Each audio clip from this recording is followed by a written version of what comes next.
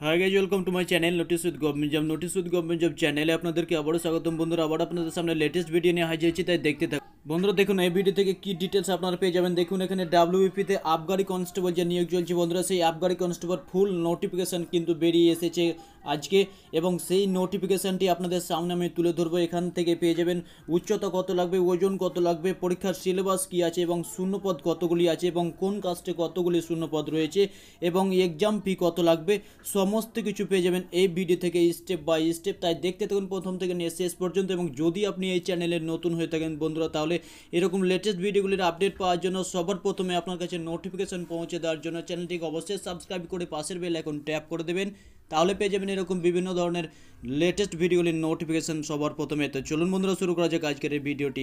দেখুন এখানে স্পষ্ট ভাষাতে লেখা আছে, এখানে দেখুন যে West Bengal police recruitment board, এবং তারপরে দেখুন যে নিচে লেখা আছে 1 নম্বর পোস্ট। দেখুন যে পোস্ট কি আছে, যে দেখুন excise constable including lady excise constable. বন্ধুরা এইখানটাতে অনেকেই মিস করছে বন্ধুরা, অনেকেই ভাবছে যে এটি শুধুমাত্র লেডিদের জন্যই, কিন্তু বন্ধুরা আপনাদেরকে আমি বারবার বলি যে এটি হচ্ছে কনস্টেবল হচ্ছে মেল, এবং ইনক্লুডিং লেডি মানে হচ্ছে বন্ধুরা লেডি সহ, মানে মেল ফিমেল সকলেই কিন্তু গ্রাহ্য অ্যাপ্লাই করতে পারে এই পদটির জন্য। বন্ধুরা একটি ডাউট আশা করি আপনাদের ক্লিয়ার হয়ে গেছে। তারপরে এখানে দেখুন নাম্বার অফ ভ্যাকান্সিজ, দেখুন কাস্ট অনুযায়ী যে ভ্যাকান্সিটি এখানে তুলে ধরা হয়েছে, এখানে দেখুন আপনাদের সামনে আমি শেয়ার করছি। দেখুন আনরিজার্ভ ক্যাটাগরি যেটি জেনারেলদের জন্য সেটি হচ্ছে 1170, এবং জেনারেলদের ভেতরেই এক্সামটেড ক্যাটাগরি হচ্ছে 480। তারপর দেখুন শিডিউল কাস্টের total vacancy 450, schedule caste exempted category 210, schedule tribe ST যেটা বলছে তাদের ভ্যাকান্সি হচ্ছে 220, schedule tribe exempted category 60, OBC A হচ্ছে 210, OBC A exempted category 90, OBC B 150, OBC B exempted category 60।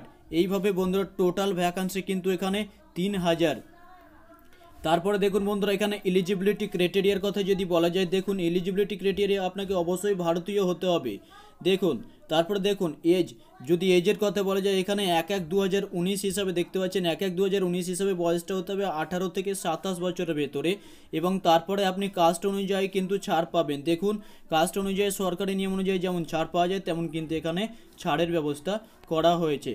দেখুন এখানে এডুকেশন কোয়ালিফিকেশানের কথা যদি বলা যায়, মিনিমাম এডুকেশন কোয়ালিফিকেশান আপনাকে মাধ্যমিক পাস হতে হবে, এবং মাধ্যমিক আর কিছু বলা নেই বন্ধুরা, মাধ্যমিক পাস হতে হবে। তারপর দেখুন ল্যাঙ্গুয়েজ, ভাষার ক্ষেত্রে যদি বলা যায়, তাহলে দেখুন the complete of a candidate in Bengali Nepali language will be tested at the preliminary written test. বন্ধুরা আপনাদের বাংলা এবং নেপালি, যারা নেপালি থেকে শিলিগুড়ির দিক থেকে বিলং করবেন, তাদের নেপালি হয়তো ল্যাঙ্গুয়েজ থাকতে পারে, তাদের ক্ষেত্রে নেপালি চেক করা হবে, এবং কমপ্লিটলি যারা বেঙ্গলি আছেন ভাষাভাষী তাদের ক্ষেত্রে বেঙ্গলি ভাষা কমপ্লিটলিভাবে চেক করা হবে বন্ধুরা। তারপরে দেখুন ফিজিক্যাল স্ট্যান্ডার্ডের ক্ষেত্রে যদি বলা যায়, ফিজিক্যাল স্ট্যান্ডার্ডের ক্ষেত্রে মেল ক্যান্ডিডেট যারা আছেন তাদের ক্ষেত্রে দেখুন তাদের ক্ষেত্রে হচ্ছে 167 সেন্টিমিটার হাইট, এবং গোর্খা রাজবংশী শিডিউল ট্রাইবদের ক্ষেত্রে 160 সেন্টিমিটার হাইট বন্ধুরা, এবং চেস্ট দেখুন 78/83 কিন্তু সেন্টিমিটার লাগবে, ফুলিয়ে 5 সেন্টিমিটার দিয়ে 83 সেন্টিমিটার আপনাদের চেস্ট লাগবে। তারপর দেখুন ওয়েটের ক্ষেত্রে যদি বলা যায়, proportional and height as per medical standard. বন্ধুরা হাইটের সামঞ্জস্যে ওজন কিন্তু লাগবে বন্ধুরা, এখানে ওজনের চার্ট নিচে দেওয়া আছে, আপনাদের সামনে আমি অবশ্যই তুলে ধরবো সেটিও। এখানে দেখুন তারপরে ফিমেলদের ক্ষেত্রে যদি বলা যায়, দেখুন ক্যান্ডিডেট ওয়াল ক্যাটাগরি এখানে 160 সেন্টিমিটার মেয়েদের ক্ষেত্রে হাইট, এবং গোর্খা রাজবংশী এবং শিডিউল ট্রাইবদের ক্ষেত্রে 152 সেন্টিমিটার হাইট, এবং তারপরে ওজনের হাইটের সাথে সামঞ্জস্য করে ওজন লাগবে। এখানে দেখে নিন তার চার্ট। এখানে দেখুন যে 152 যদি হাইট হয়, তাহলে এখানে ওজন লাগবে 44 থেকে 57। তো এখানে ছেলেদের ক্ষেত্রে দেখুন 168-র ভেতরে যদি আপনার হাইট হয়, তাহলে লাগবে 56 থেকে 71 ছেলেদের, এবং মেয়েদের লাগবে 52 থেকে 66। এইভাবে কিন্তু আপনাদের এই পুরো চার্টটি এখান থেকে ফলো করে নিতে হবে বন্ধু। দেখুন এখানে তারপরে বলা আছে application fee and processing fee. এখানে দেখুন যে অল ক্যাটাগরির জন্য 200 টাকা অ্যাপ্লিকেশন ফি আছে, প্লাস প্রসেসিং ফি আছে 20 টাকা, দিয়ে 220 টাকা টোটাল ফি আছে বন্ধুরা। এবং শিডিউল কাস্টের জন্য এখানে কিন্তু কোনো ফি নেই, প্রসেসিং ফিটা শুধু তাদের দিতে হবে 20 টাকা, এবং শিডিউল ট্রাইবদেরও ক্ষেত্রেও সেই 20 টাকা প্রসেসিং ফিটা দিতে হবে। তো এই ছিল এক্সাম ফি। এরপর তারপর দেখুন এখানে দেখুন must must qualify the following physical efficiency test. এখানে দেখুন male candidate for the post of excise constable, এখানে দেখুন রান হবে আপনাদের 6 মিনিট 30 সেকেন্ডে 1600 মিটার।